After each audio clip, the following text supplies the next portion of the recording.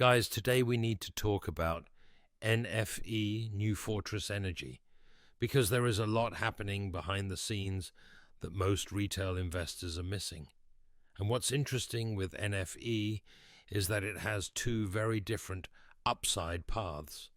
A near-term setup that looks like a textbook squeeze environment, and a long-term fundamental story that could play out over the next several years. And right now, both of these paths are colliding at the same time. So let's break down what's actually going on underneath the surface. Over the last few weeks, NFE has quietly become one of the most heavily shorted stocks on the market. The short interest sits around 48 to 55%, depending on the data source. That is not normal. When half of the available shares are shorted, it creates a situation where buying pressure doesn't just move the stock, it forces the other side to respond. And because the borrow fee is extremely high, around the mid-50s%, shorts are paying a painful amount every single day just to remain in their positions. When you combine this with the fact that a large portion of the float is locked up by institutions, and nearly 1/3 of the entire company is held by insiders, you get a float that is extremely thin. What that means in simple terms is this: there aren't a lot of shares available to trade. Whenever a stock gets into that kind of setup, even moderate buying pressure can push the price faster than usual, because every buyer is competing for the same small pool of available shares. On top of that, NFE's days to cover sits around 5 to 6 days, which is unusually high. That means if shorts attempt to get out, they cannot unwind in 1 or 2 days. They would need almost an entire week of buying to fully exit. This is how squeezes work. It's not just about high short interest. It's about timing, liquidity, and the inability of the other side to escape quickly. And when you combine that with rising borrow costs, the pressure builds on the short side day after day. Now there's something else that adds fuel to the setup. Options positioning for the near term. Expirations is heavily skewed toward call options, around the $2.50 to $3 strikes. And the put-call ratio is extremely low, around 0.21. That means traders are heavily positioning for upside. If the stock starts pushing into those strike levels, market makers are forced to hedge by buying shares, which can add additional buying pressure on top of what's already happening. But while the short-term setup is interesting, what makes NFE different from a typical short squeeze ticker is that the company actually has a real fundamental story behind it. They operate in LNG infrastructure, power generation, and large energy projects across Puerto Rico, Brazil, and multiple other regions. This is not a penny stock with no revenue. This is a company with multi-billion-dollar contracts, real assets, and infrastructure that already generates income. And right now, NFE is sitting on a series of catalysts that have not been fully priced in. The most important one is the pending $4 billion Puerto Rico deal. This is a transformative contract in terms of size relative to the company's market cap. The deal has been communicated publicly, but final approval is still pending. If and when that approval comes, it could drastically change how investors value the company. There is also the $1 billion Genera Puerto Rico fuel oil contract that has been approved by the Oversight Authority, even though NFE has not yet announced it formally. Add to that a 20-year gas supply agreement for a 478 megawatt plant in San Juan, located right next to NFE's existing LNG terminal, and operations for that plant are expected to begin in 2028. Then we have ongoing emergency LNG supply contracts for San Juan and Palo Seco, which have been repeatedly extended. These extensions tell you something important. Despite disagreements or delays, the region continues to rely on NFE for energy stability. And just recently, in November, there were multiple new approvals and amendments, including LNG-related actions that passed under the Oversight Board. And there's more happening on the Brazil front. NFE is constructing a 1.6 gigawatt power plant with LNG delivery. The project has already hit its first fire milestone, and commercial operations are expected to begin soon. That means revenue. That means cash flow. And remember, this is a company whose debt is backed by real operating infrastructure, not speculative technology. Now, let's talk about something investors are overlooking: NFE's optionality. The company has two divisions that the market is not valuing properly. The first one is Klondike.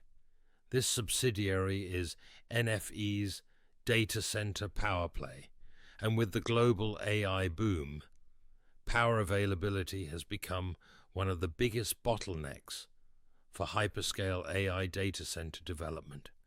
Klondike already controls more than 1,000 acres of developable land across the US, Brazil, and Ireland, with gigawatt-scale power access and fiber connectivity. These sites are basically ready for hyperscale customers the moment a deal is signed. Management has already said they are in advanced discussions with multiple large-scale customers.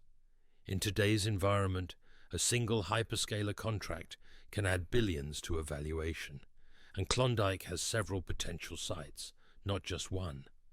Then there is the Zero division, NFE's hydrogen and clean energy arm. They are already engaged with more than 140 companies and evaluating over 100 hydrogen proposals. They also have multiple proof-of-concept projects in progress. If even a fraction of these turn into commercial projects, NFE would have exposure to one of the fastest-growing sectors in the clean energy transition. What's interesting is that none of these optionalities, not Klondike, not Zero, are meaningfully priced into the stock.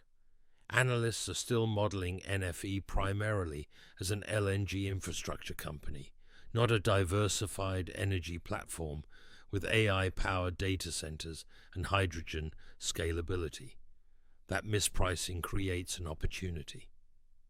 Now let's look at the numbers. Analysts expect NFE to grow revenue by around 43% to over $3.2 billion. Out of that, they expect roughly $250 million in net income. Think about that, $250 million in profit on a company whose market cap is around the same size. That pushes the forward valuation close to a price-to-earnings ratio of 1. You almost never see that in a company still growing. And this doesn't even include the pending Puerto Rico deal, the data center deals, or the hydrogen projects. Analysts' average price target is over 300% above current levels, and the high-end target is nearly 800% above current levels. Hedge funds seem to understand this. Despite the company's debt challenges, they added to their positions in Q3. These firms usually run models on contract probabilities, cash flow probabilities, and project financing risks. So when they keep accumulating, it's usually not random. Now, NFE does have risks. The biggest one is debt, around $7.8 billion. But LNG infrastructure companies typically operate with high leverage. The difference is whether the debt is supported by real assets.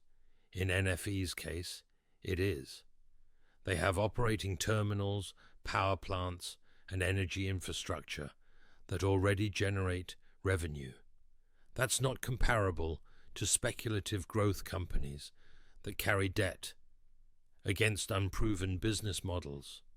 The company is also taking steps to reduce risk, selling non-core assets like the Jamaican operations for $1 billion, shifting toward asset-level financing instead of corporate-level debt, and restructuring existing obligations.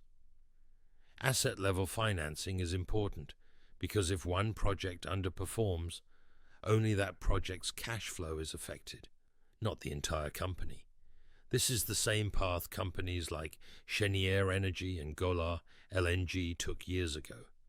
Both were heavily indebted, both were doubted, and both became massive long-term winners by securing long-term contracts, selling non-core assets, and focusing on profitable infrastructure. NFE is following that same blueprint. Right now, the stock price reflects all the fear, the debt, the delays, the uncertainty, but it doesn't reflect the upside from the pending deals, the infrastructure coming online, the cost cuts already made, or the optionality from data center, power and hydrogen. And that mismatch between perceived risk and real upside is what creates an interesting setup. Whether you are looking at NFE from a short-term or long-term perspective, the story is the same. The downside risks are already priced in, but the potential upside from contracts, approvals, expansion, and cash flow growth is not.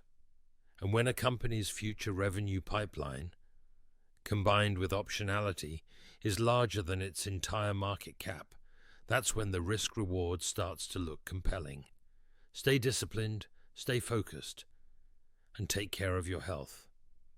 Let's see how this NFE story unfolds over the next few months.